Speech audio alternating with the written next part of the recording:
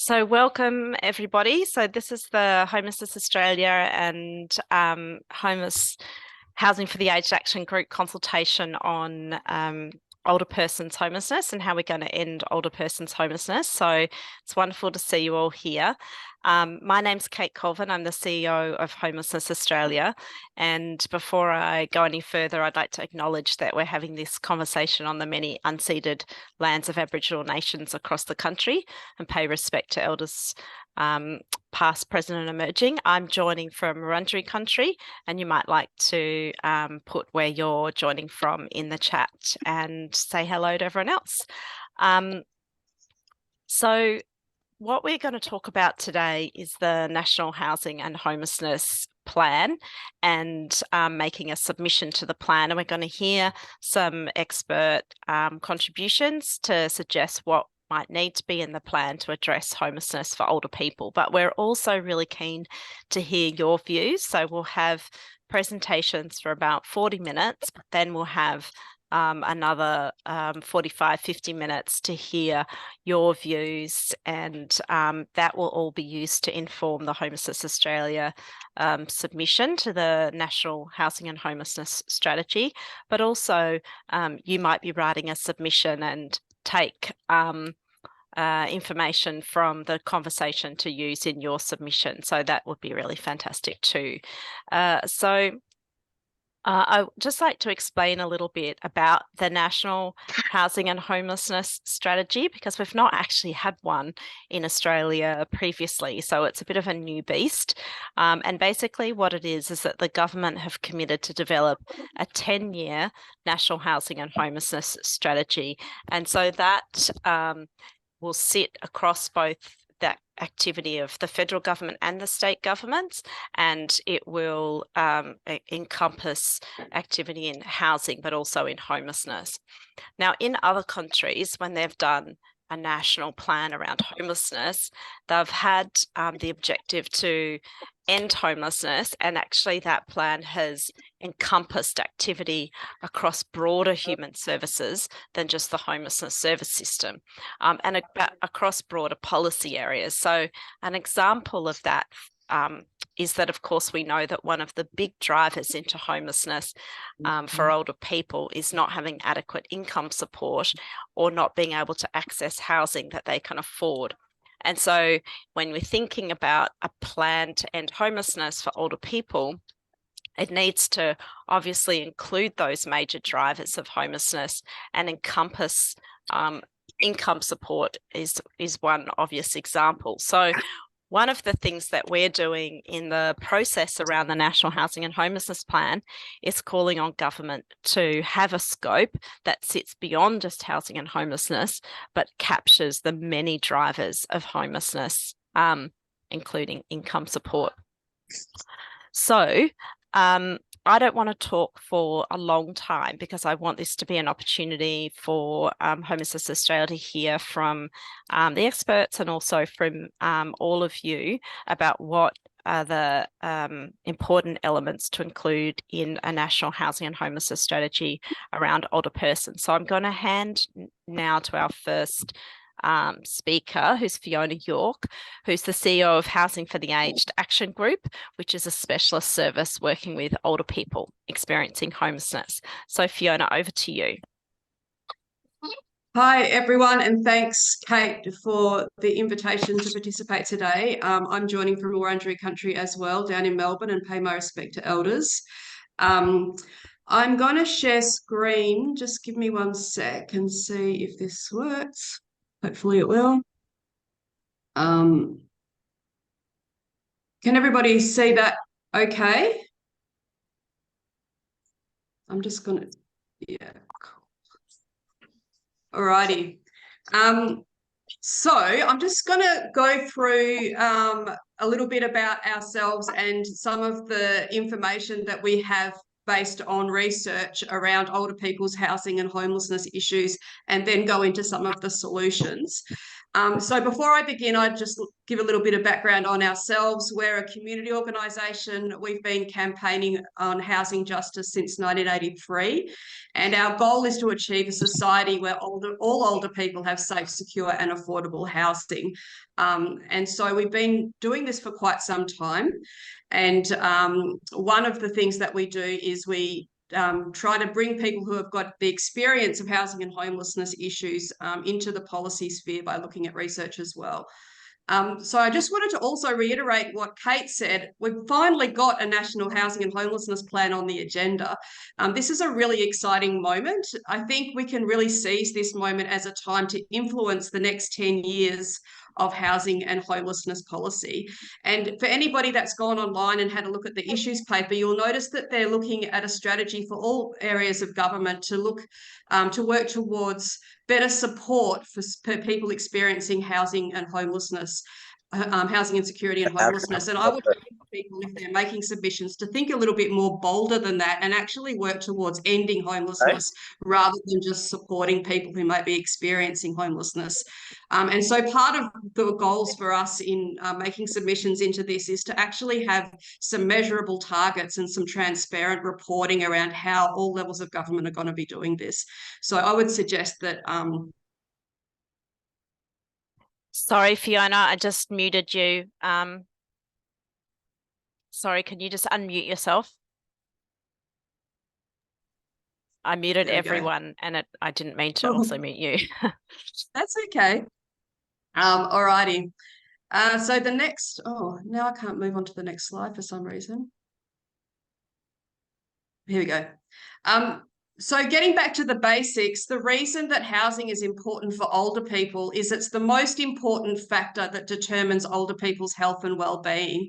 So when you start to get older in your life, you'll have a lot of people speaking to you about your falls risks and your diet and your exercise and your social connections and all of those things, which are really important. But the fundamental factor that influences whether an older person is well and healthy is their housing and whether they can afford it. So that's something that's really fundamental that affects all of us. So I'm going to now talk a little bit about some research that we released about 2 months ago now, which was conducted by researchers at Swinburne University of Technology, Western Sydney University and Curtin University. And it was looking at the housing circumstances of people aged 55 years and older, based on what we could see through the census analysis and homelessness estimates. So it's looking at the entire range of housing for older people, not just people who are presenting as homelessness, and I'll go into that in a little bit more detail in a moment. So the first thing to say about housing and homelessness in terms of older people is that the Australian population is ageing, as we know. That's something that's fundamental. So we're an ageing society. But what's different now compared to in previous years is that less people are owning their own homes. And that means that the assumption that when you hit retirement, that you own your own home and therefore you have low housing costs, that's increasingly not the case. So that has implications beyond the housing and homelessness sector into everything, including the rates of pension, the delivery of aged care services, the ability to socialise, as well as health and wellbeing. So because there are less people who are owning their own homes outright at retirement, it means that there's more people who are retiring with a mortgage, and this is disproportionately impacting older women. So older women have are in this cohort, and they're increasing at a greater rate than the number of older men who are living with a mortgage. And this rate of people has nearly doubled in 10 years. So that's particularly concerning for people on low incomes who are hitting retirement age still with a big housing debt. Compounding this is that there are decreasing proportions of older people who live in social housing. And so that shows that although the numbers are increasing overall, it's not keeping up with the population rate. So the number of people that are increasing, the number of increases in people living in social housing is much, much less than the number of older people overall, which means that the social housing system, which was a safety net for older people in the past, is really failing to meet the needs of our ageing population. And so if people aren't living in homes that they own and they're not in social housing, really the only thing left to them is private rental. And private rental is Australia's least secure form of housing tenure. You can be evicted at any time, mostly in most states. The leases are generally short. The quality of the housing is often low, and it's also expensive. And so the number of older women is increasing at a greater rate than the number of older men as well in the last decade. So what that looks like visually, if you look at this picture here, each one of those little people equals 1,000 people. And so in the last 10 years, there's been an increase of 73% of the number of older people in private rental. So that is a really significant jump, 73% from 2011 to 2021. And that's more than double the rate of the population increase. So again, disproportionately increasing in insecure housing. And of course, it's not affordable. Fundamentally, it's not affordable. So for the people who are on the very low income quintiles in low income households, they're mainly paying unaffordable or severely unaffordable rent at higher rates than they were 10 years ago. And even those that are in slightly higher incomes are also really struggling to pay the rent, and much worse than it was 10 years ago. Keeping in mind that this data is based on information prior to the most recent rent hikes post-COVID. So we can anticipate that the situation is actually worse than what this is showing. Okay, so what I was just talking there about was not homelessness data. That's just the general population data. And so when you look at the homelessness data and people who are in marginal housing, you can see that the number of older people is increasing in that in those cohorts as well. So much more older people are living in in houses they can't afford. And so this is what that looks like in terms of the visual representation. The people down in the bottom corner are the people who are counted as homeless, who are age 55 plus and in marginal housing. But behind that, there's much, much more older people who are living in insecure and unaffordable private rental, which means that housing insecurity is increasing for older people across the entire system. And this is something that we're hoping a national plan can address. So you probably would have seen in the media that there has been quite a lot of talk about the rates of older women experiencing homelessness. And so it is increasing disproportionately to the rate of population increase. So there's been a 34% increase in older women overall, but 40% increase in the number of older women experiencing homelessness. And they're still the fastest growing group experiencing homelessness. So although there's lower numbers, there's much bigger share of older women aged 55 plus who are experiencing homelessness. And what that looks like for older women compared to older men is slightly different as well. So the data shows that older men are more likely to be living in boarding houses, whereas older women are more likely to be living in severely crowded dwellings or staying temporarily with other households, which is what we often hear at our service, that people are couch surfing or they're staying with friends and family in order to keep a roof over their heads. I also wanted to mention a couple of other things around the intersectionality. So obviously not all older people are the same. And we know that homelessness is higher amongst Aboriginal and Torres Strait Islander people generally, but people aged 45 to 54 are experiencing homelessness at the highest rates. Again, severely crowded dwellings is the most common type of homelessness. And for men and for women in the 55 plus age group, it's much, much higher than the general homeless population. And in the 45 to 54 age group is also really high. So again, this is disproportionately impacting older people. In terms of cultural and linguistically diverse people, we have a very high number of older people from CALD backgrounds coming to our service. And the biggest barrier for them is being able to access the services and to know where to go for help.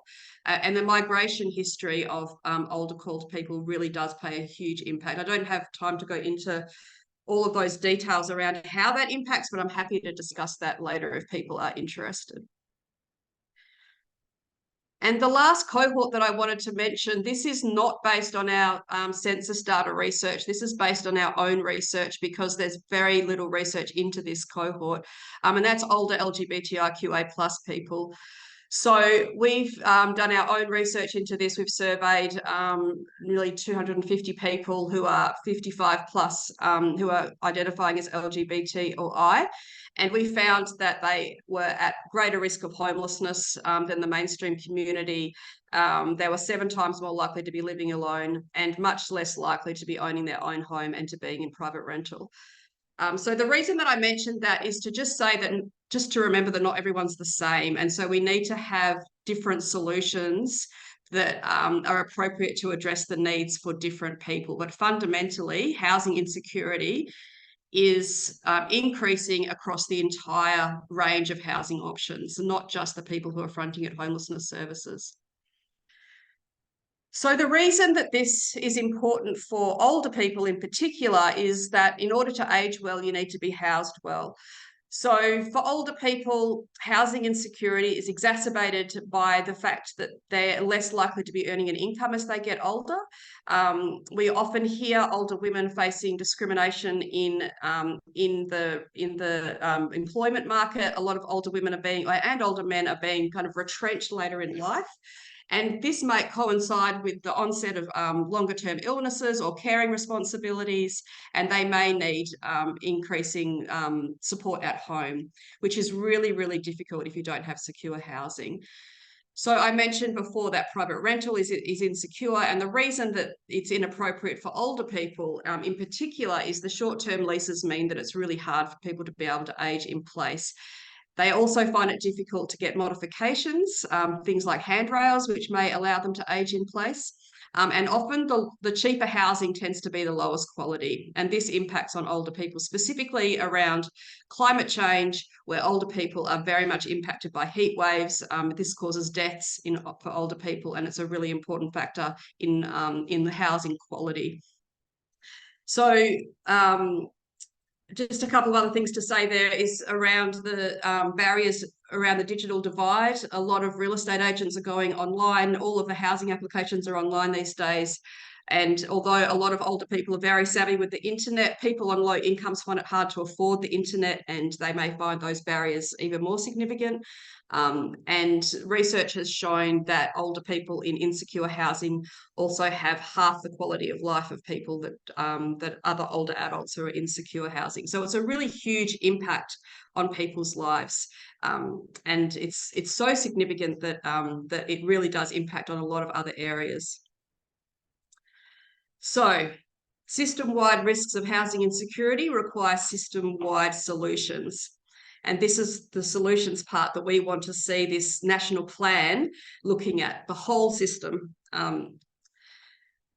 So the primary driver of homelessness, it seems like a no-brainer, but it really is housing supply. Increasing the general housing supply to address current housing shortages is not going to increase housing for older people on the lowest incomes unless it's dedicated public and community housing. So there's no market solution for older people on low incomes who are currently renting in the unaffordable private rental market. And the same with people in marginal housing and people experiencing homelessness. They just are not going to have a market-based solution.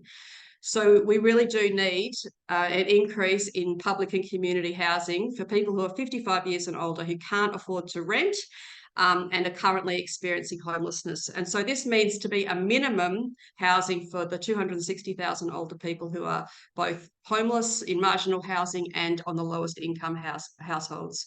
So that's fundamental. We absolutely need that to assist all of those people to age in place.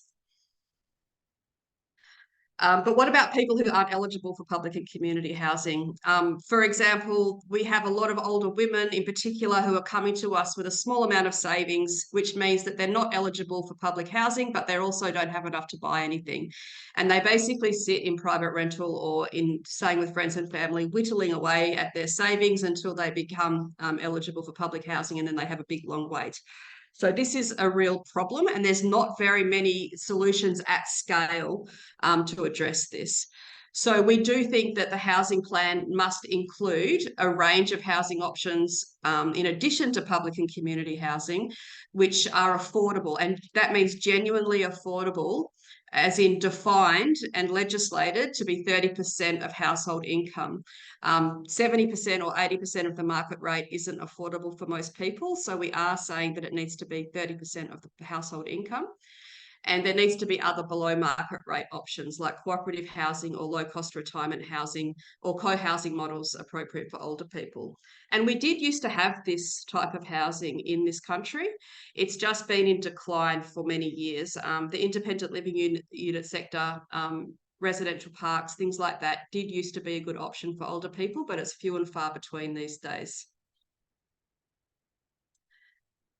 The other key thing that we're calling for is that if older people are going to be renting in older age, and if they're renting for their whole lives, as many older people are, then we need to have strong laws and legislation to underpin that, and that legislation needs to be enforced as well. So this means things like longer leases, minimum accessibility standards, so that if you have a broken hip or a broken leg, this doesn't mean that you're going to end up homeless, which it currently does at the moment because of the housing standards. And also energy efficiency and insulation to protect against the impact of climate change. Also removing no reason or no fault evictions, and better regulation of the short-term holiday rental market to increase the stock for longer-term rentals. Oh, I went too far. Okay, so in terms of early intervention within the homelessness system, oftentimes you'll hear people talk about early intervention measures and they won't think about older people because they think, oh, they're old, it's not early anymore or something. I'm not sure why they think this, but early intervention, the way we see it at HAG, is reaching people before they hit the point of crisis, and assisting them to think about their housing futures and to make a plan. And so this ends up diverting people away from the crisis system, so they don't end up in hospitals, they don't end up in emergency accommodation, because they've got a plan early on in their lives. So a lot of older people may not recognise that they're at risk of homelessness. And if they do recognise that they're at risk, they may not know where to go for help or know what services might be available or how to access them. So our early intervention approach is to reach older people in places where they live by speaking to them in their communities, in neighbourhood houses, libraries, wherever, and being able to tell people, look, this is what it looks like, and this is where you might be able to get assistance. We often hear that people find the mainstream system, homelessness system, as older people quite intimidating, and often older women will say, someone else needs it more than me. I'm not going to take that because there's someone with a greater need. So that's why we need specialist. One of the reasons why we need specialist older person support services. And so we would like to see that there's more specialist older persons housing support information, such as ourselves, such as the Home at Last service, to be able to complement those existing services and provide that early intervention. And so our service data through our Home at Last service, most of the people that come to us are in private rental. They're in the private rental market, and they're coming to us either because they've received an eviction notice or because they can't afford the rent. So we have very few people experiencing family violence or, alcohol and drug problems, things like that you might think are the kind of issues that are the so-called drivers. Actually, the driver for most of our clients is unaffordable housing or inappropriate housing. 50% of our clients have a mobility issue that impacts on their housing. So this can be, as I was saying, discharged from hospital and no longer able to step over the bath into the shower, or the corridors are too narrow, or they have steps that they need to negotiate. So all of those things are about the housing supply and the housing stock. And we also have a really high number of older people from culturally and linguistically diverse people, 64% in the last financial year. And that's because of our targeted early intervention approach. So as well as the housing and homelessness system, as well as the need for specialist services within the housing and homelessness system, we need to recognise, as Kate was saying earlier, this is a whole of society issue, and it intersects in lots of ways with other areas. So one of the things that we are trying to do and we think needs to be part of a really comprehensive plan is looking at professional education of the aged care workforce on how to recognise and respond to people at risk of homelessness, because oftentimes they're the ones that are in the homes, they're the ones that are visiting older people, but they may not have housing and homelessness at the front of their minds. They may be thinking about, access to home care or personal care. So if we can train that workforce to be able to better respond to people at risk of homelessness, we think we might be able to have a better early intervention approach. Some of you may be aware of the new Care Finder program, which is funded through the federal government under the aged care area. We want to see that really expand its scope and its function to be able to better respond to older people at risk of homelessness. That is one of the target cohorts, but we don't think that it's comprehensive enough. And so we'd like to see a broader expansion of that. We also want to see that the new Aged Care Act, which is under review, still will include people who have special needs as people at risk of homelessness. We think if that is removed from the new Act, then people at risk of homelessness may be forgotten and they may fall through the gaps. And the last thing we want to see is that we want to have something to address the digital literacy and the digital access for older people, especially culturally and linguistically diverse people. And before finishing, I just wanted to quickly go back to my first point, which is the impact of housing on health and wellbeing. And some of these quotes are from our clients from the last financial year who we've been speaking to as part of our service review. And just to say, we see it every day, the impact of having good housing on the lives of older people. They can all of a sudden participate in society, become volunteers, become grandparents again. And it's just really, truly fundamental as part of everyone's health and wellbeing. I'll put this up maybe in the chat as well. This is how you make a submission to the plan. You can log on and make a submission via their form, but you can also write an old-fashioned letter. There's the address. Or you can email them. So they say that they will accept any type of submission. You don't need to think that you have to have all the answers. It can be your own personal experience. It can be your thoughts. It can be whatever. But I think the more that they hear from people about the importance, fundamental importance, and seizing this moment of housing and homelessness, now is the time. It's in the public eye and we need to be grabbing this. If you want to find out more about HAG, this is us. We're at oldertenants.org.au, and that's a link to the full report, which I can also put into the chat. Okay, that's me. Thanks so much, Fiona. That's really fantastic. So before we have questions, I'll move straight into introducing Tanya, and then we'll have questions and discussion afterwards. I think I did forget, though, to mention, I introduced myself, but I forgot to mention that Homelessness Australia is the national peak for homelessness. So if you weren't familiar with the organisation, that's who we are. But I won't talk too much more about that because I want to introduce Tanya. So Tanya is the Research, Evaluation and Policy Manager at Wintringham, which is a specialist community housing and aged care service providing both aged care and housing to older people who've experienced homelessness. And Tanya's going to talk to us about what's particularly needed to respond and end homelessness for older people who have more complex needs.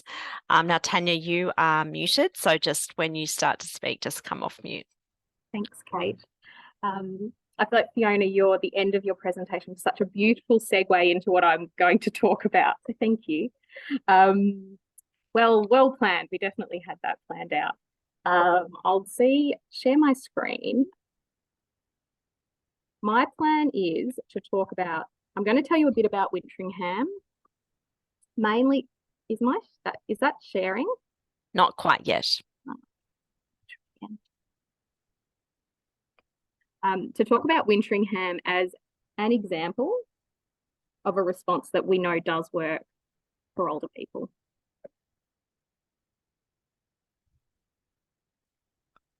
So it's sharing, but it's just gone to a black screen. I won't say we've got excellent internet here. It's obviously struggling a little bit. Here we go. Up now. There we go. So I'm going to share a bit about Wintringham.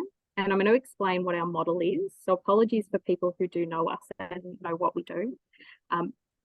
certainly there's components of our model that probably lots of other service providers use.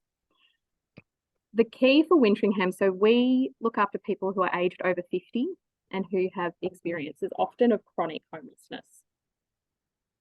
We do this through what we talk about this continuum of care. So I'll talk a little bit about what that means for us and how we deliver care across. Basically, when someone enters our services, we can care for them through to the end of their life. And we do that through leveraging a lot of aged care funding. So that's some of the stuff I'll talk about, and then I'll talk about some of the issues that we think are important to bring up with the plan that's out at the moment. So we've been around for over 30 years. You can see there our little motto is a home till stumps. For many of the clients that we work with, they either have no family or have lost connection with their family. So we find our client group is very socially disconnected, often living alone with little connection to other people. And so Wintringham becomes a little bit like a family for people. And often, because of the trauma that our clients have experienced, there's a sense of safety they feel, which means they do often stay with us through to the end of their life. So Wintringham we're now over 800 housing units across Tasmania and Victoria.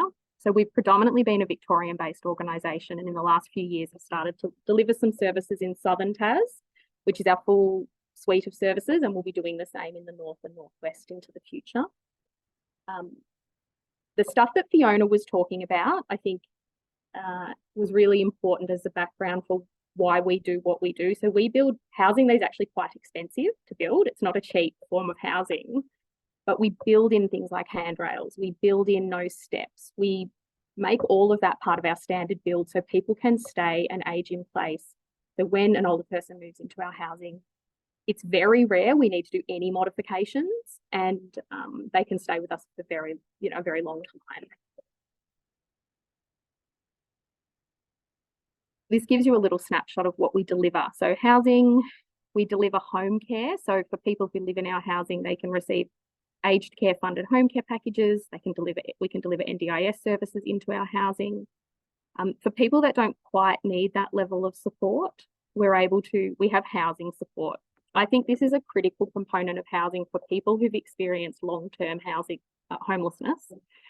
And it's something that we will be talking about strongly in our submission, is that for people who've experienced perhaps multiple housing breakdowns, have long periods of homelessness, housing alone is not enough. We need to provide funded support to ensure that people can continue to maintain their housing. Our support is very flexible. I'll talk about it in a bit more later, but it's not a particularly expensive way to deliver support if it stops people returning to homelessness and ensures they can stay housed. And as people's support needs increase, utilise the supports of other more mainstream services. We have lots of residential aged care. We're one of the few residential aged care service providers. We have 8 now across Vic and Tas. That is specifically developed for people who've experienced homelessness. So our architecture is designed around our client group, the way we deliver care. We spend a lot of money on recreation, again, because our clients often have no one else to support them. So in a traditional aged care facility, you would need a family member to take you to your doctor, or a family member to deliver any kind of social outing. So we spend a lot of funding on delivering that type of care. And that's all through aged care funding. That's not homelessness dollars, it's aged care dollars, but delivers a response that's effective for older people experiencing homelessness. So Wintringham has some pretty strong values that drive the work that we do. And our client group, I think premature aging is a really important consideration for older people experiencing homelessness.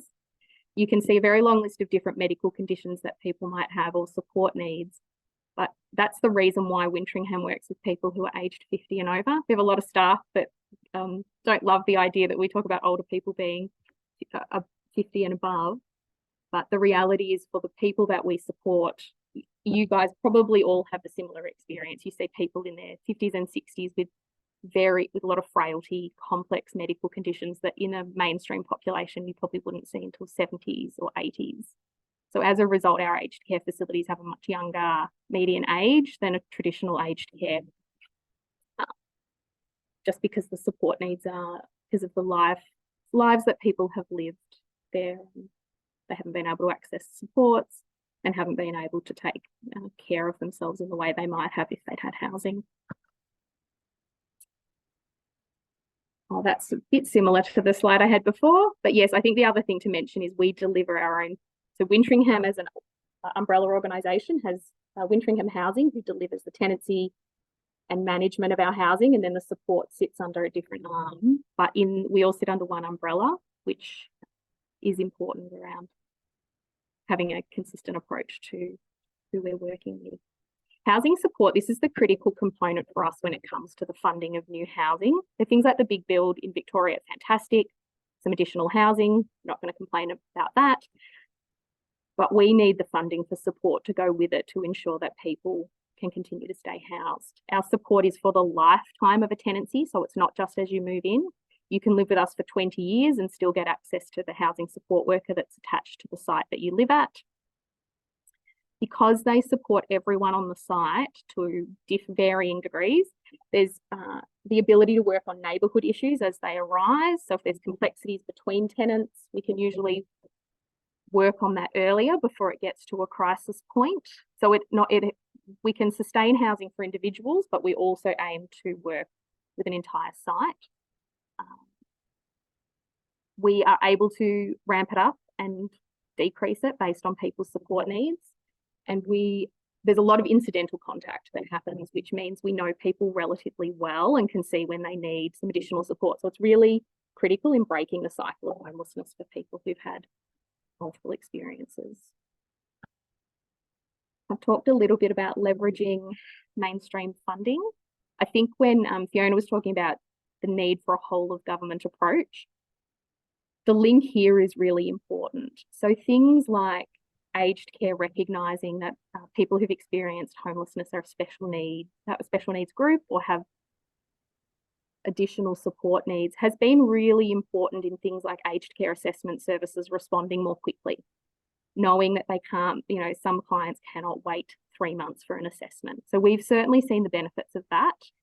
I think we really still see a lot of challenges in the NDIS space where there's not a good understanding about homelessness in the access process, in how you go about navigating NDIS. It's very challenging still for people who are currently homeless or have histories of homelessness and may not have good medical records and may not have doctors that they've seen for a long time that can talk to their complex medical needs. So for us, it's really exciting to have the federal government looking at this because they have the ability to influence aged care and NDIS and other funding streams that provide support to our client group. And really for us, these services listed here are also critical in supporting people to maintain their housing.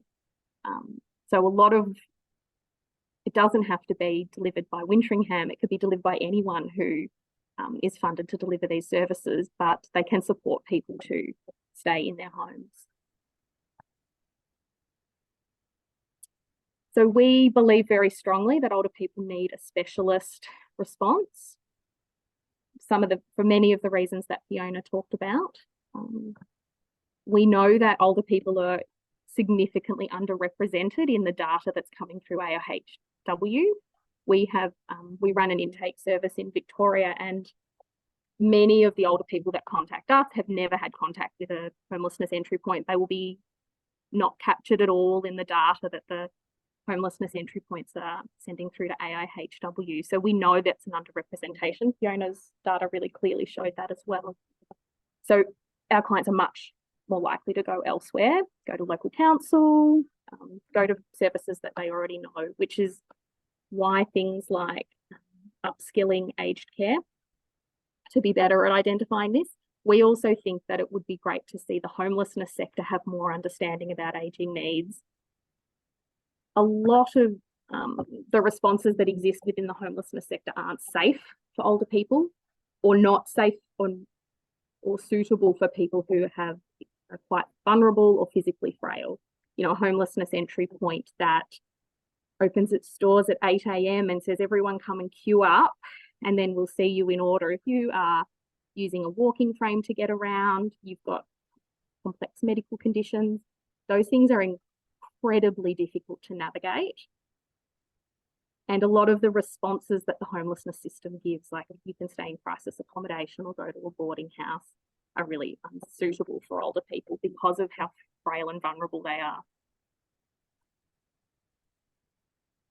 We see a lot of people who perhaps have managed to live in a cabin or a caravan for a period of time, but as they age, that's just no longer suitable. I can think of people, maybe particularly in regional Victoria, that might have worked for them for a while, but they can no longer get up in the middle of the night to go to a central toilet block to use the bathroom when they need to. Getting up and down stairs, being able to have an appropriate modifications to a shower when you're using shared facilities, all of those things mean that our client group have less options. There's less suitable housing available to them than for other cohorts. So again, this feeds into why we think older people need a specialist response, and definitely agree that there needs to be social housing dedicated to older people, because A, we can build it appropriately for the cohort, but also to ensure, because we know that the other options just aren't suitable. There you go. I'll race through that. That's all of my slides. I'll stop sharing. Beautiful. Thanks so much, Tanya, and thanks again to Fiona. So I'm going to open it now to questions and comments. There might be things that you think haven't been raised that you think are really important, or you might have questions of the speakers or of me from HA. So over to you. And if you want to ask a question, the easy way is down the bottom. So we see where it says reactions. If you click on that, there's a bit where you can raise your hand, and then I'll be able to see across the different screens of people who wants to say something. So first up, I've got Vera. Vera, do you want to unmute and then you can ask a question? Beautiful. Thank you, Tanya. That was amazing. I've actually got 6 questions, but I'll just stick to one of them. And that is, how do you think that the National Housing Plan will help you? Because obviously you deserve help for the wonderful work you're doing now. Are you able to tap into this 10-year plan, and will it help your organisation? We hope so. We're always hopeful. I think that anything that puts housing and homelessness on the agenda broadly is a good thing. We need people generally to be upset about the fact that we don't have enough affordable housing. So things like, there's broadly there's social impacts that are really good.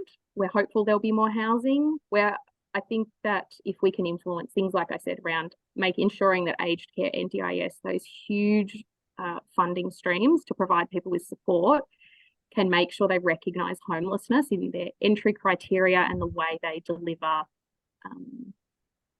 supports to people. So yes, I think we're really hopeful that there will be an impact that will help us in delivering the care that we do. Good to hear. David, over to you. Hello, everyone. David from CODA Australia. Good to see some familiar faces on this call. My question is, many of us have been around for a long time. We've always pushed for whole of government responses, but we know that the reality of government is, this is sort of led by one area of government. So I don't quite know what my question is about, but I suspect that government will be, handballing things around. How does housing and aged care work together? Who's the lead on this? Have people done some thinking about that? It's a very broad question, I know.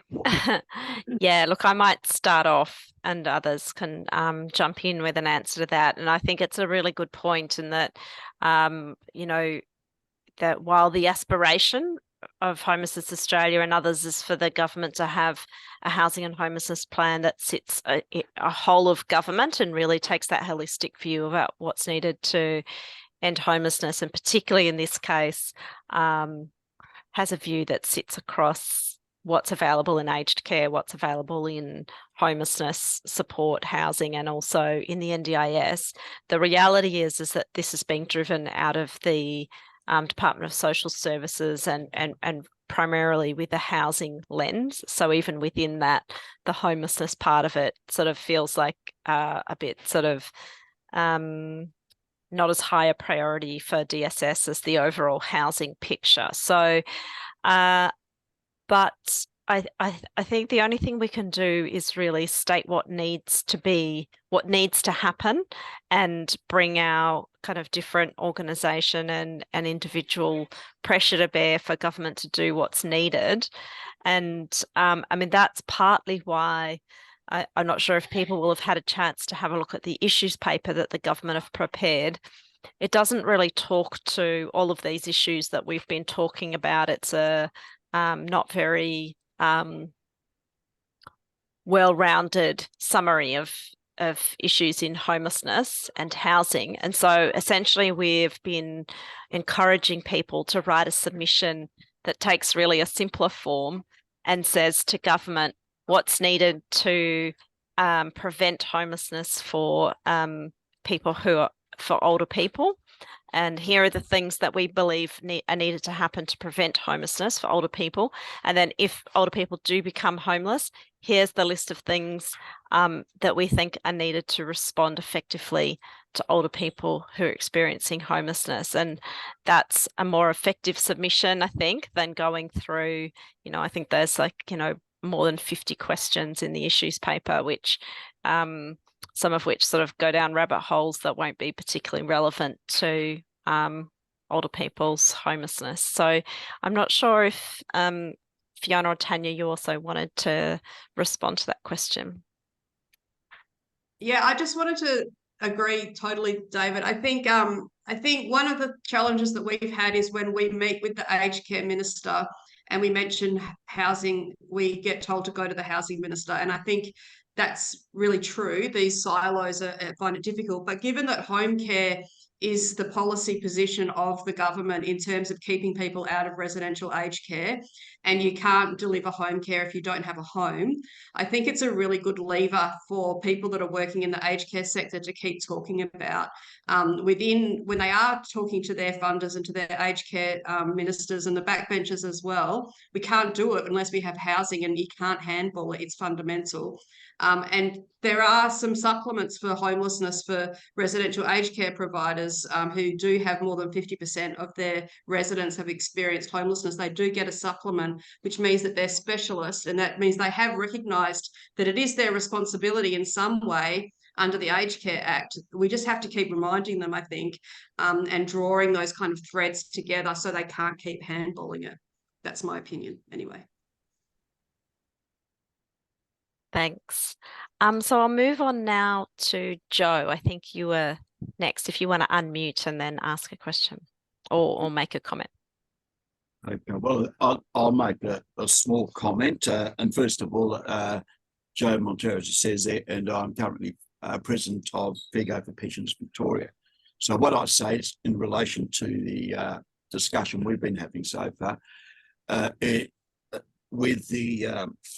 with the strategy that has come out, we have seen it, we have looked at it, and there are some concerns, and this spills over, I think, into homelessness for older people. And that essentially we see as a continuation of a market-driven response. There are certainly not the resources that are needed to make a huge impact on the problem. There are a lot of grey areas.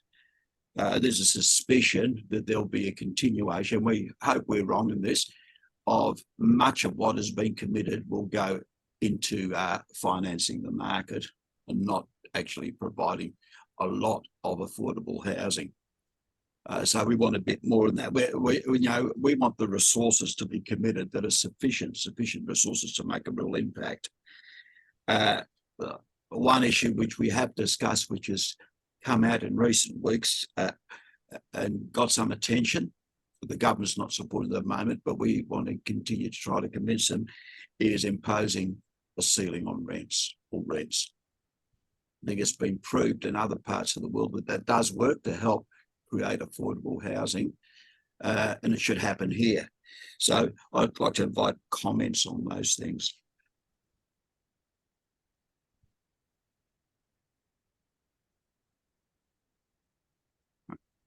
So I think maybe I can kick off. So with I think what you're talking about with the policy that's come out, do you mean the Housing Australia Future Fund and those commitments from the federal government around housing already? Yes. Yeah, so I think you're absolutely correct. So the commitments so far are for 30,000 social and affordable units over 5 years to be delivered through the Housing Australia Future Fund. And then there's a whole bunch of other commitments that have been made, some of which sort of lean more like the housing accord to affordable housing provision, which is often more expensive than would be affordable to someone on a fixed income who's an older person, on the aged pension. They wouldn't be affordable, those options. And then some of the other ones, like the recent additional $1 billion and a previous $2 billion, are oriented more to public and community housing. But again, even though those amounts sound like a lot of money, actually, in terms of the social housing need across the country, which is, well in excess, it's about 640,000 households have unmet housing need. And I think Fiona flagged that there was around, maybe it was 240,000 older households who are in housing stress or have unmet housing need in the private market. So the amount of housing that needs to be delivered that's affordable to people is much, much greater than what has been committed already. And so that I would completely agree that needs to be a priority.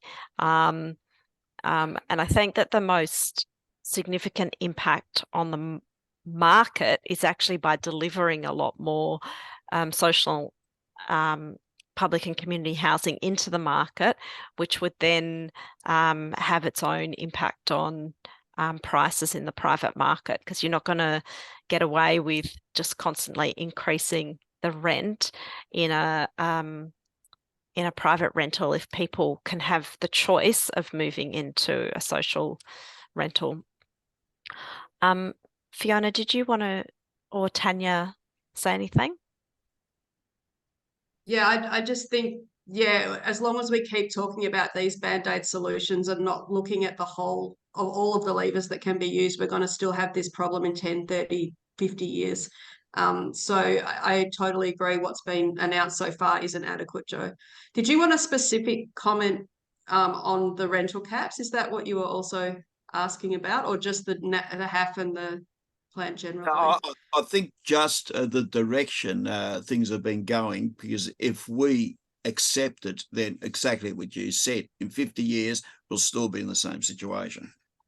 We really need to be developing, and we are talking about that, and we are going to ask various organisations, including here, to join us in a campaign to get a community demand for much more.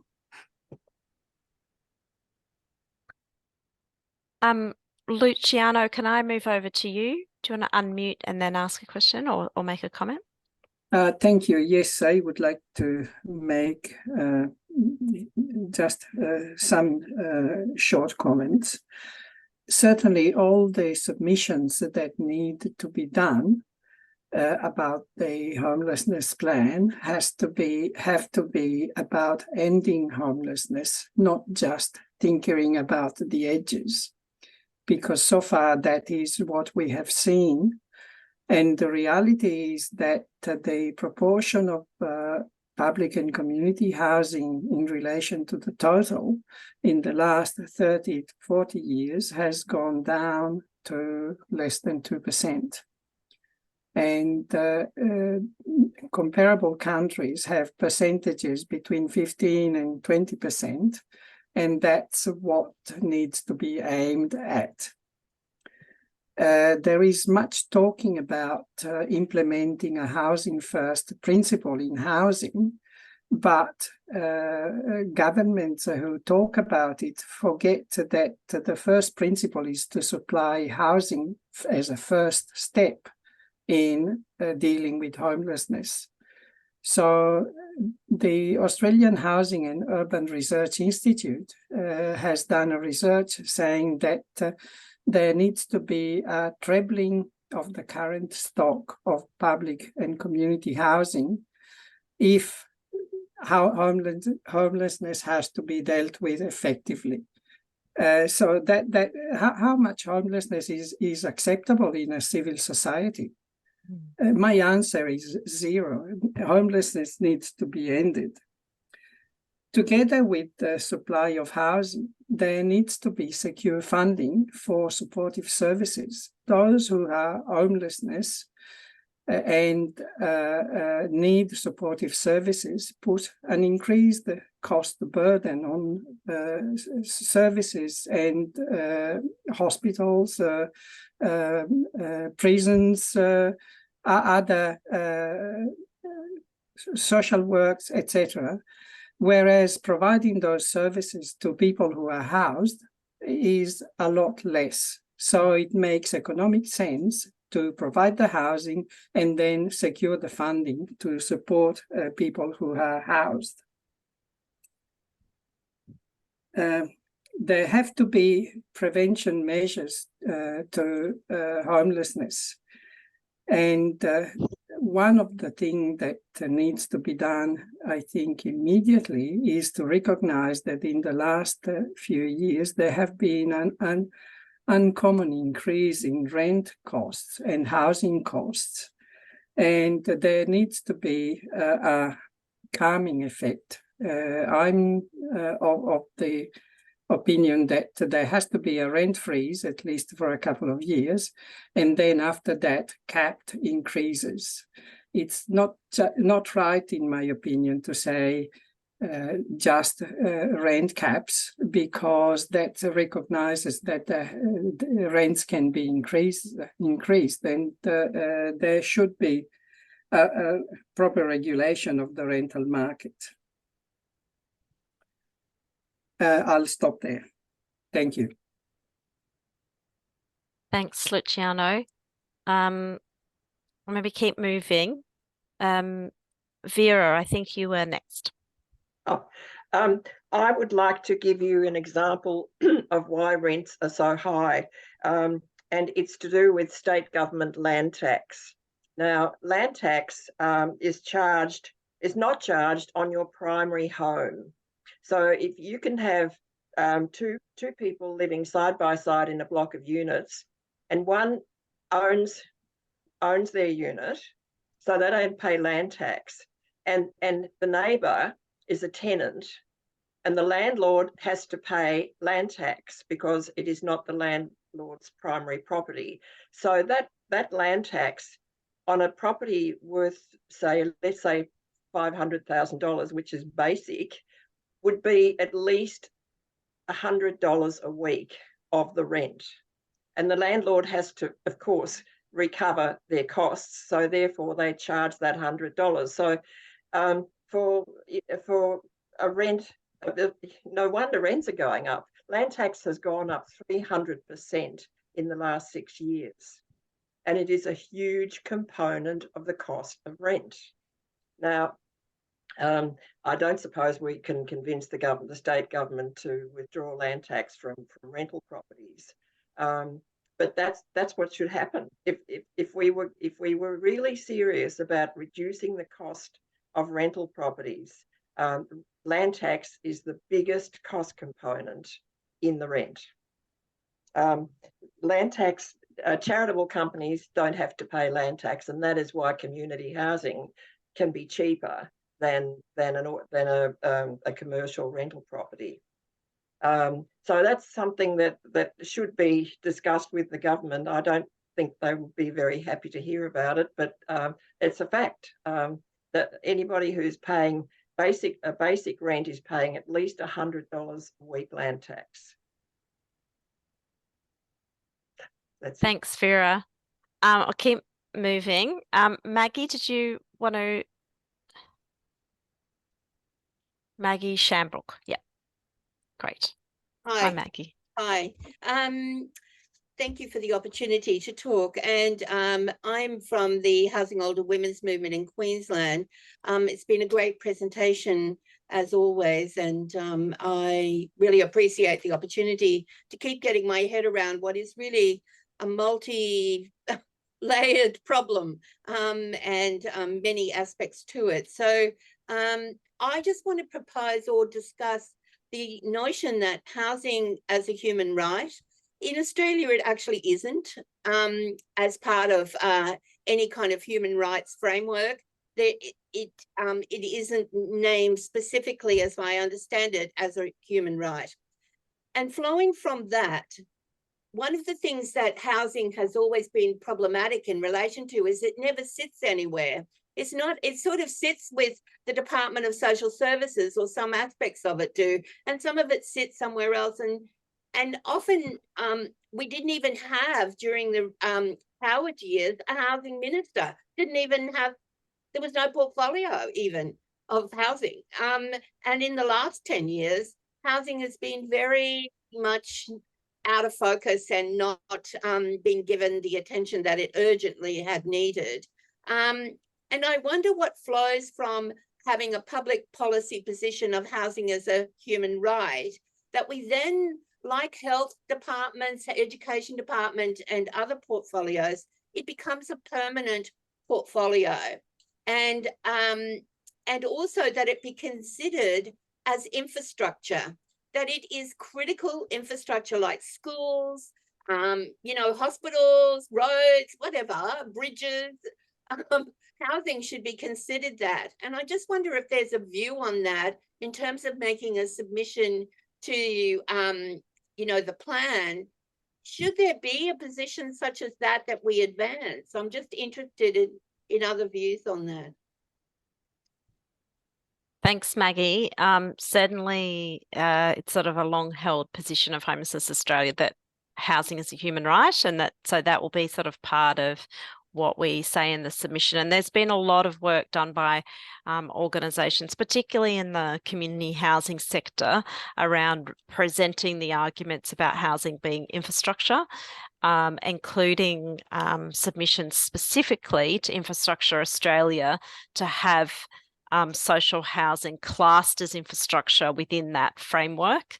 And that was something that had made quite a lot of progress, and then the previous government sort of changed the rules around Infrastructure Australia so that it couldn't be considered as social housing. So there's advocacy now to sort of reverse that exclusion, because you're right, if it's considered on and the same kind of level within government as roads and hospitals, then its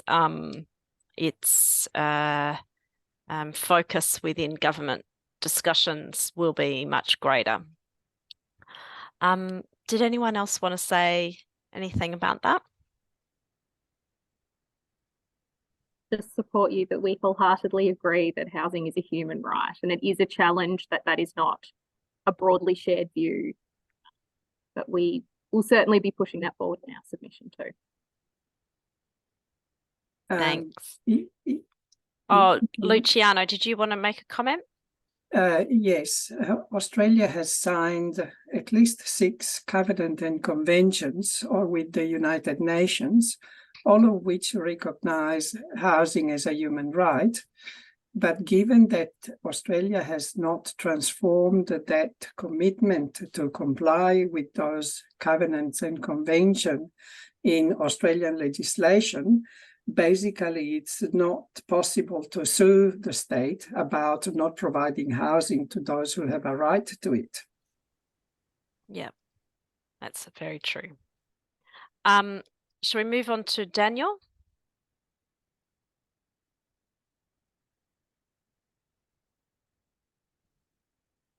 Daniel, can you hear me? Just need to go off mute and then you can ask a question. Might have stepped away for a moment. So maybe Joe, I'll move on to you and then I can go back to Daniel. Yeah, just briefly on the last comments. I think it's really important that housing is recognised as a human right, but I think it's not only, well, at this stage, far more important than convincing government is to convince public opinion, and that needs to get out there. Public needs to understand or appreciate this is a housing right. I think even though Luciano's right, Australia's signed multiple conventions, including on this issue. The problem is we don't have any set legislation protecting it. I would argue that ultimately it should be something, there should be some basic rights that should be part of the Australian Constitution that are mandatory. Yeah. Thanks. Daniel, are you back to ask a question?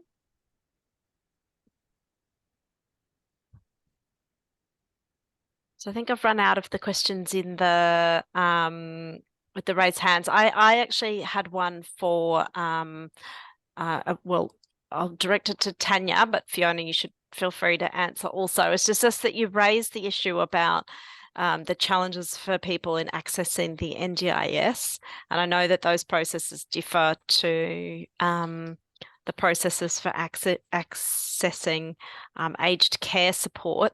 So I was just wondering if you can talk a little bit more about what needs to change in that, in those two systems, because one of the things that is sort of come through really strongly is that while housing is a really important part of the picture, that those support needs that might relate to issues that people acquire as they get older are also an important part of the picture.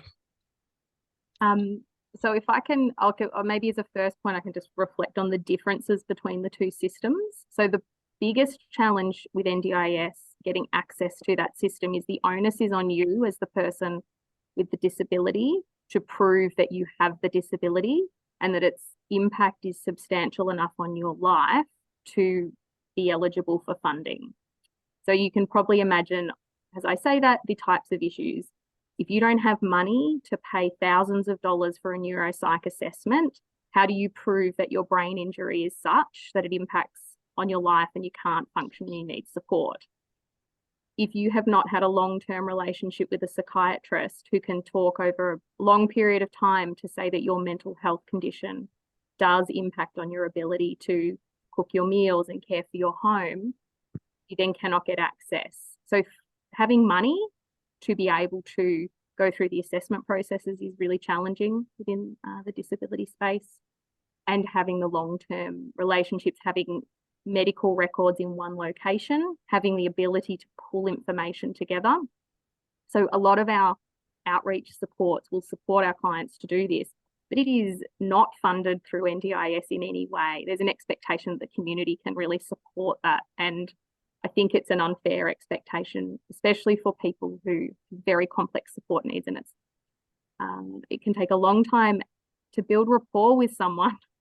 You can take 6 to 12 months to get to a point that someone's ready to then engage in a very difficult assessment process to prove the level of impact on their day-to-day life. So it's a very lengthy, costly process. Whereas with aged care, there's a presentation of the issues that someone might be having day to day. A person comes in from an aged care assessment service and says, yes, I can see those issues. They seem, what you've described in your referral seems about right. You can have care funding. Like, they are vastly different as far as where the assessment burden sits. This is not across the board, but I think that we have some really, because of the way aged care is structured with assessments, excellent as teams who have been upskilled around homelessness. So we have aged care assessment services that will go out to meet people who've been referred for a home care package. They'll realise that the housing is at risk. They'll realise that homelessness might be imminent, and they'll refer appropriately to homelessness services. So there's some really good examples with their aged care, and I think that was led by homelessness becoming a special needs category within the Act has been critical in driving a lot of the good work we see within aged care for our client group. I feel like I've gone on a bit of a tangent. Have I really answered what you wanted? Yes, I think so. Thanks, Tanya. That's really useful. Jane, did you want to jump in? I did, but on a slightly different issue. Okay. Okay. So I guess really I just sort of reflecting on the presentations and what else I think that we would be really hopeful that the plan might give some consideration to. And I think it really comes back to the dollars and the capital arrangements in particular.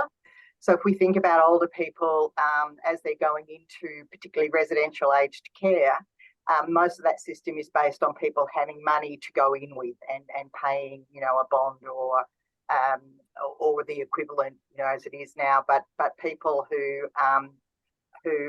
have experienced, you know, long-term and recurring homelessness or who certainly don't have any money have no capacity to do that. One of the impacts for organisations that want to provide services means that then we're reliant on government capital subsidies, and our aged care system with its reform is pretty silent at the moment on you know what it's going to do with capital subsidies. So if an organisation hasn't got the money behind it and the people that are coming in don't come with the bonds, which enables, you know, the upkeep of the buildings, but particularly the buildings, new ones.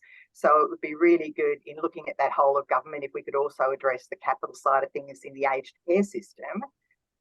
Equally, in the homelessness service system, you know, as both, you know, Tanya talked about and Fiona, there are design implications for people who are older. And of course, that costs money. And a lot of the current arrangements with community housing requires organisations to leverage and to have a debt. And for organisations like Wintringham, Aboriginal community controlled organisations in particular too, they don't have the ability to meet debt. So, you know, consideration to the client group that organisations are working to and their ability to leverage money from other areas, I think is a really important consideration, and that in some instances, 100% of the build needs to be funded by government. Yeah. Thanks. Thanks, Jane. Daniel, are you back to ask a question? I think he popped it into the chat, Kate, because his Oh, mic's okay. not working. I missed that. Oh, I see. Sorry, I missed that. Just as I'm scrolling back through that, I'll just point to Buzz's comment in the chat about the service gap for LGBTIQ elders at risk of homelessness, which Fiona flagged as a group that's overrepresented, and that is absolutely true. We're actually planning a separate consultation and discussion on LGBTIQ plus homelessness, which is still in the planning stages, but keep an eye out for that one. So I'll just try and find Daniel's comment.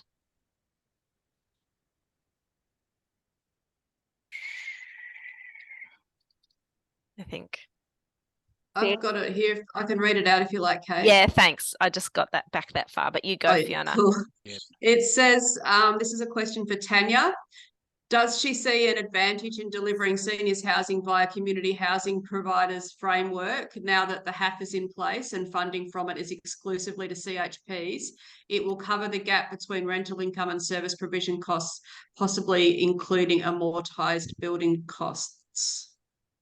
So you're basically saying, is that coming using CHP funding instead of aged care funding, I think? Hopefully I'm going to answer this correctly, and Jane, feel free to jump in if you want. So one of this, because it really feeds off what Jane was just talking about. So Wintringham, because we only house people on very low incomes living on pensions, we cannot service debt. So we can't cover costs, so we can't loans, those kind of models don't work for us. We need funding in whole to do a complete build, and then we can run services based on the rental income, but we cannot service debt. It's not part of the way we work. I'm reluctant to comment on the HAF generally, because I actually don't know what our CEO thinks about it, but Jane might be prepared to comment on that more generally. I don't want to speak on Brian's behalf. I don't know what he'd want to say on it. Brian loves the heft, as we all do. I mean, I think it's really just about how it is delivered, and certainly, Daniel, your comment about with the community housing framework, it's part, because there are different constructs in different jurisdictions, and one of the things that it does do is focus very much on leveraging from other areas, and so they're saying, this is it's the beginning of the fund, and so yeah, it's not necessarily going to cover all of the gaps in all areas, but for a lot of people and for a lot of organisations it will. But I guess it's that difference between or finding the balance between affordable housing and social housing.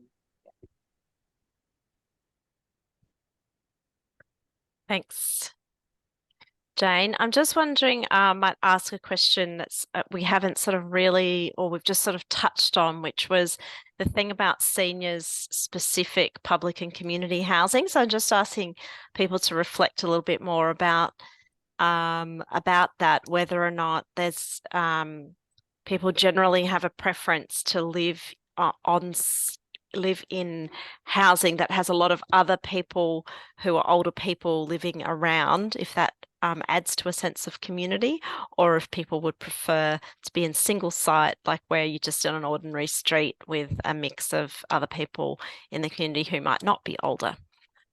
Marie, did you want to talk to that? Yes, thanks, Kate.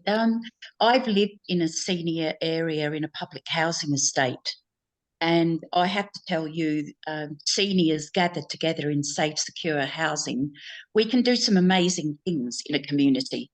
I feel safer with older people around me. There have been a couple of opening of community housing buildings nearby here where they've mixed people together. And within a few months, problems are starting to arise. Seniors are not feeling safe. Younger people are having parties. The community's split already. There's trouble already, which I've been attending a few meetings about this. So in my opinion, putting a group of safe, secure seniors together, it's wonderful, and we can do great things. So it's definitely, here in New South Wales, I'm pushing for this very much so, and it'll free up some of the 3 and 4 bedroom houses that are being that tenants are in, because they've nowhere else to go. So we need senior housing to free up all of these 3 and 4 bedroom houses that are being tenanted by people who don't need this. So that's just my opinion anyway. That's how I feel. Thank you. Thank you. You go, Tanya. Probably maybe a little biased, because that's just what we offer, is only housing for older people, but that is definitely what our residents tell us, is that it is their preference to live with other older people. We had an example in the services we're delivering in Tasmania, where we've had some housing stock transferred to Wintringham that was historically older people's stock. The approach in Tasmania shifted, and it became the next person on the wait list went in, so they became mixed ages, and then the decision's been made to transition back to older people's housing only. And the residents who have been there through that transition speak very clearly about how much less safe they felt, and really had a detrimental impact on the older people when the mixed tenant model was put in place. Yeah. Yeah, and given the we know that there's quite high unplanned exits from social housing tenancies, and I think oftentimes, I mean, there's a whole range of reasons for those unplanned exits, but oftentimes people do just abandon a property if their neighbours are making them unsafe. Right. Maggie, did you want to say something? Yes, I just wanted to say, I think, I understand the basic notion around that, of, living with the same kind of cohort of people and shared, kind of worldviews, maybe, I don't know, differences. But we've had a lot of discussion about it, and there is some merit in mixed tenure models if those choices about who goes in are carefully made and are kind of connected to a value-based kind of thing. Now, I guess there's a danger that you can be excluding people who are more, less familiar with living in a neighborhood type environment and dealing with others, in that context, and have different priorities and needs as well, and how you kind of could balance that off. But in lower density type developments like co-housing and cooperative developments, I think there's some merit in looking at how that can be done well. That's all I wanted to say, because I do think you can do it well. It doesn't mean you don't do it without conflict, but that you have to have the resources and capacity of the people involved to resolve those matters in a constructive and mutually helpful way, which may result in people leaving. That may be an outcome, but that's not ideal, but that may be. Anyway, I just wanted to mention, I think it's not an either or. It's kind of more, there's different ways to think about it, I guess. Yeah. Thanks, Maggie. And Joe? Yeah, I agree with Maggie. I think there's different needs for different people. So there's not one model's not going to fit everyone. Speaking from another hat, I'm involved in cooperative housing, and I have been for over 30 years. And there's certainly some great benefit from that, that it provides people an opportunity to be involved. For those who it suits, one thing that is often overlooked, that we've got a building crisis of loneliness, which is particularly affecting older people. Mm-hmm. Their lack of affordability to have a decent life cuts them off from people as well. So that needs to be addressed. One of the concerns I've got, and other people have got at the moment, is that there has been a push to reshuffle housing. For instance, the public housing is actually declining. The housing stock is decreasing. And one thing that's been happening has been pressure to transfer this to the broad umbrella of social housing. Public housing is the best option for quite a number of people. That's what they need. But also there's a kind of falseness if a claimed increase in social housing comes at the expense of public housing. There's really been no increase. And that's what's been going on in Victoria at the moment, and I believe in other states similarly. We need to look at that. I understand yesterday the New South Wales state government committed almost nothing, has got a bit of a backlash very quickly on it. But certainly, building community is really important to bring people together and actually to get better housing as well as other things. Thanks, Joe. And Marie, did you want to come back in? Yes, if you don't mind. Look, I've lived in a lot of different types of housing. For me, personally, senior housing works. In New South Wales, we have salt and pepper places being built, which mixes all kinds of people in together. So far, I'm not seeing good results, but look, that can be worked on, I dare say. Public housing in New South Wales, in Sydney, particularly, is disappearing fast. There is in my area, there is no public housing. It's all community housing providers. I thought this, I didn't like it, but in the end, I've had to knuckle down and work with my community housing provider to make sure that they're treating the tenants correctly. There's nothing I can do with public housing. I know Rose Jackson very well, and so I'm working with community housing to make improvements.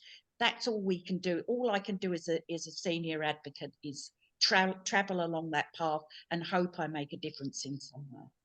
Thank you. Thanks, Marie.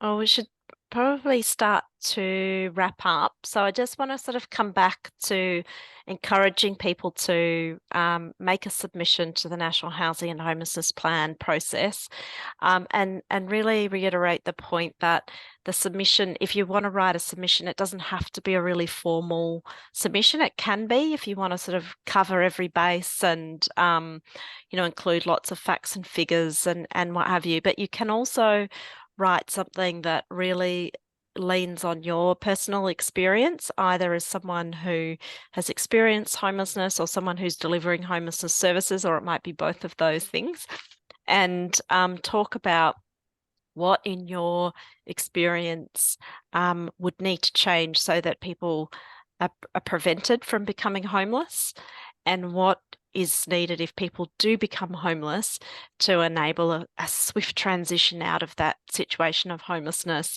and to make sure that people have the support that they need to be able to stay out of homelessness. So all of those things might look a little bit different, because getting support to quickly get out of homelessness can be one thing, and having the support you need to be safely housed and not return back to homelessness can be another thing. But it could be just a page, it can be just 3 or 4 pages. And I think I would encourage you to have a look. I've just put it in the chat at the Homelessness Australia guide to writing a submission, which includes some links to facts and figures if you want to use those. But again, you don't need to. You can just, you could put a heading that said, this is what's needed to prevent homelessness, and include what you think needs to go there. And then this is what's needed if older people do become homeless. This is the solutions that are needed, and put what you think there, and then just submit it to the government, because they need to hear from you, and you've all got something valuable to contribute. Fiona, did you want to add anything in? I think HAG might also be doing a guide to writing submissions. So yeah, thanks, Kate. We're also going to do a guide. It's not quite finished yet, but it should be up on our website in the next day or so, for people that might want to look at what we're going to be saying, and some tips on the data without it being too intimidating. But yeah, some stuff. We'll put it up online tomorrow, probably. great. And then I'll send both out when we send out a follow-up from the session.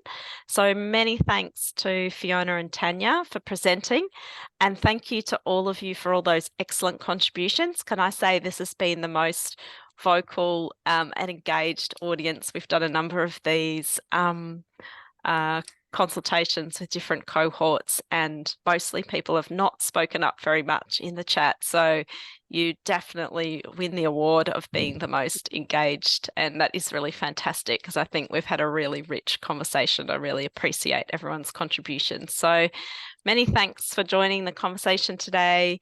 We'll send all those resources in a follow-up email, and hopefully what we'll see is all of this fantastic pressure resulting in a better National Housing and Homelessness Plan than we would have had otherwise. So many thanks, everyone.